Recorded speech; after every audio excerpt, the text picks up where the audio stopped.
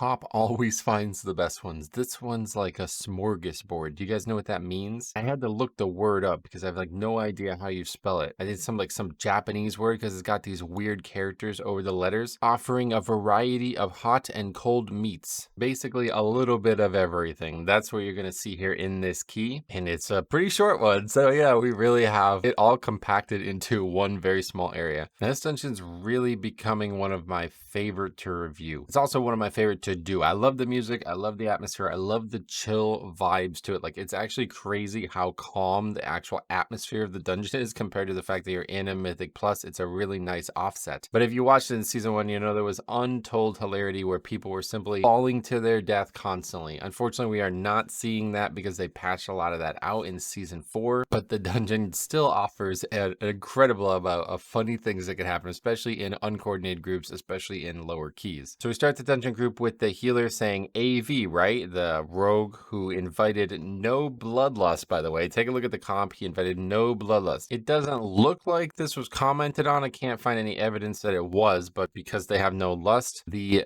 druid DPS from Ragnarok says, I got drums. Where we've seen this before. The rogue just says, K, yeah, sure, whatever. We don't need those. Who cares about bloodlust? Then he types R. Like, okay, if you're ready, just confirm it verbally or don't. I don't really care. I mean, I know there's the ready check function, but I have no interest in using that. It is simply too loud. It makes my ears hurt. So I'm just going to rip the key into the socket and just start the dungeon. This guy's not happy with that. He's typing question marks in 2 different ways that you can type. He does it in say and then in party. Where's the pull timer? WTF. We're going to start the dungeon this way, though. A little bit less aggressive than I, I think maybe other people might do it differently, but these mobs are pretty difficult if you're not very coordinated. There's a ton of casting going on in this first part of this dungeon, and yeah, doing what this guy's going to do right now is going to make it a lot harder. You basically see him start posturing towards combining these packs, and I'm just remembering season 1, man, like back before Vengeance, back before all of this interrupt meta, and you see it happen right here. Just people not kicking and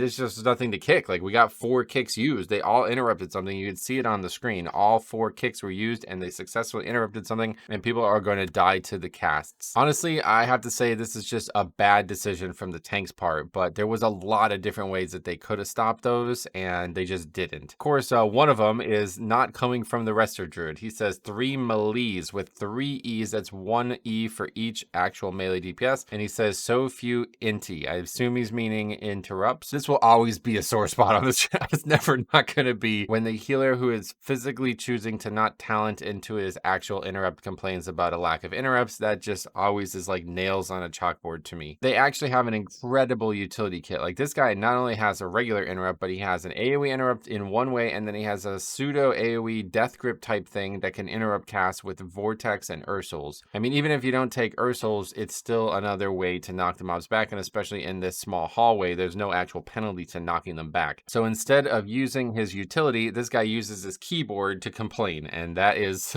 pretty much the epitome of why I do not like playing with healers that are in this mindset. But anyway, bad decision from the tank. Like, that's firm. I think that's definitely not how you want to do that, especially when you see a lot of these casts are going out. And it is fortified week, so it's an 11, but it's still a dangerous thing to do, to be chaining all of these casters into each other. But who cares? It is AV, dude. As your vault, easiest timer. This might be one of the easiest timers, like, legit ever. Like, Necrotic Wake was bad. We have that famous key on the channel where we upgraded it with 30 some deaths. This is probably worse than that, which is like, yeah, I mean, that's staggering to say that out loud. So anytime anybody gets like really weird about certain things going wrong, it just really tells me that like, you're not here to upgrade this key. You're here to soothe your own ego. You're here to feel like you're better than you are. And that's a big problem for me, especially if you're doing an 11. Like, this kind of behavior I really don't love to see, but they're still doing the key, so we'll see how it plays out. This is actually something interesting. I don't actually know what's going on here. If anybody can explain to me what happens here, I would love to have a conversation about it, though. Because at first glance, I'm like, I don't understand what this guy's complaining about. You see the erratic growth, it goes on cop, and it's easy mode. He just gets dispelled. But then look, it hits the tank. Does that mechanic, when it gets dispelled, then also hit another player? Is that how that works? I had no idea. I've never seen that. You know how you normally solve that? You interrupt the spell. Kind of a funny thing, though. Like, really barely this guy can interrupt it, but also 2 other melee can get it at the absolute last second. Cop, that one was on you. You got to kick that. But realistically, it just doesn't matter. Like, what are we talking about, bro? bro. Like, you got stunned. I'm sorry, man. Like, I hate to see it, but whatever, dude. Who cares? This is the easiest dungeon ever in the video game. So instead of typing, how many Z's is that? Let's count them out. 1, 2, 3, 4, 5, 6, 7, 8, 9, 10, 11, 12, 13, 14, 15. You typed 15 Z's. All you needed to do was hit the interrupt spell, press the blood boil spell. We keep going here. This is not a problem at all. As an aside, this is why it's a really good idea to have a weak aura like I have for interrupting on my screen. The weak aura will count down exactly how many seconds your spell is still on CD, like to like the first decimal point, and that's exactly how Plater works. Like, watch, you can see Plater is counting it down as well. So you see if it's 2.5 seconds to cast and you have a 2.3 second interrupt, they'll be pretty much side by side, so you can compare that knowing like, okay, I can get this interrupt. And this actually makes it very easy to get in this situation too, which might not be immediately obvious. If your spell mathematically is going to be up, but it's not up when the cast starts, you can just be slamming the spell. Just press the keybind over and over and over and over again. It can't misuse the spell in this case, right? Like, literally the second it comes up, you will actually interrupt the spell. It's very, very, very easy to use in this situation. It's a lot harder when 5 people all have their interrupts up because you have to be choosing when you press the button. But in the other case, when you know you're the only guy who can get it and you're just waiting for your spell to come up, just slam the keybind until it's up and it eventually does it for you. Super helpful. Should be my UI video. Probably a million different weak auras out there for that. But anyway, we are on to the first boss. Now again, remember, fortified, okay? This is the fortified week. We have no bloodlust for this boss, obviously, in the group. But remember that guy said he was gonna do the drums, right? He was gonna bang on the drums all day. We have yet to do it. We didn't do it on the trash. We didn't do it on the boss. We have yet to use the spell. Here comes the first hang mechanic, and we're doing the old school strategy here. This is what I used to do. I used to think that this was better. Basically, clearing out one side would be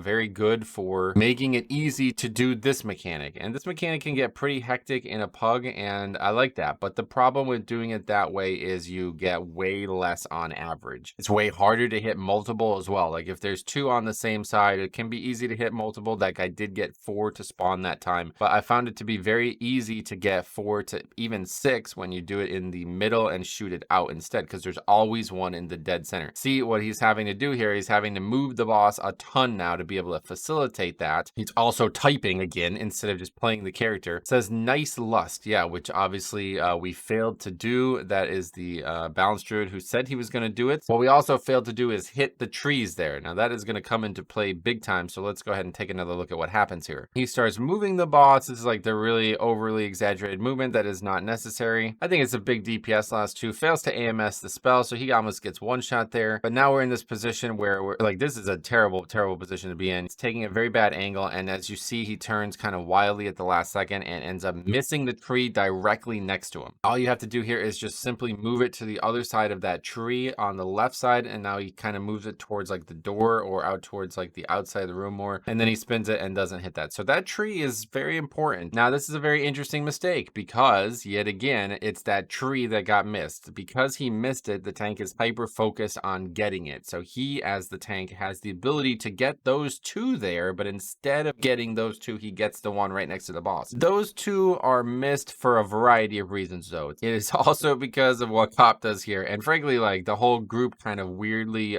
moving when he moves as well. So both Cop and the player behind him have the ability to get it, and they move away from it. They really straight up run away from it. You're in the middle of 3 right now, and you move from those 3 to another, what looks to be 4, maybe, I guess. Was that your thought? You're thinking like, I want to try to get in the middle. But the thing is, as long as the tank is breaking multiple, you only need to cover a few each, like maybe just one and overlap another, and that is it. In this case, you probably just want to stay here, especially as melee. Like, you're close to the boss. You can still hit him from this position. And then you see the rogue.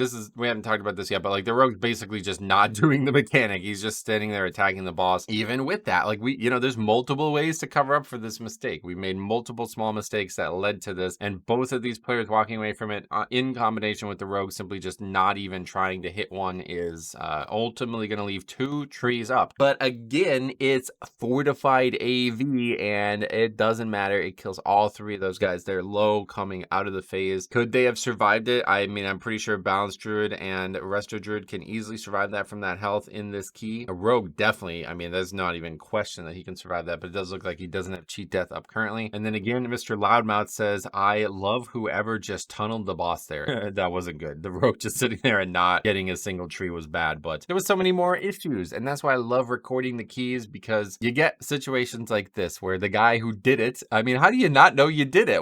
He goes, who was it? Like, what are you gonna kick him? Like, what? Bro, it was you. It was you. Then the healer says, report rage quit. I mean, you really got a little bit of everything in this key. It's just so silly. You cannot report people. I wish you could, man. I really, really, really, really, really wish you could. But trust me, I have tried it. Unless you are breaking the actual new social contract, like it has to be basically like some form of hate speech, or there has to be a pattern of aggressive conversation and language that would be on the borderline. It's just funny though, because all of these small things, these are like a death by 1,000 cuts, right? Where have you heard that voice line before? Not one of these things would stop you from succeeding this key, but all of them create this series of tension that just encapsulates pugging. Death by 1,000 cuts, man, that is pugging at times, and then ultimately the the ego of the players, really the tank, is what causes the key to not be successful. You can wipe to that boss, come back, and still probably double upgraded at this level, but this guy robbed himself of that. He basically chose failure over success, chose failure over just calming down and just trying your best there. That is really what pugging looks like in a nutshell. It's actually crazy. Cop always seems to find like the best examples of it. So thank you for watching. We will be back with more streams starting tomorrow. Again, I won't be able to stream this Friday, just letting you know. Thank you guys for submitting the runs. If you guys are out there running keys, especially low keys, press that record button. It's very valuable too. Like we saw in the last video, you could look back and learn a lot too. And if nothing funny happens or nothing you want to learn from happens, then you can just delete the footage. But thank you for watching. We will see you guys in the next video.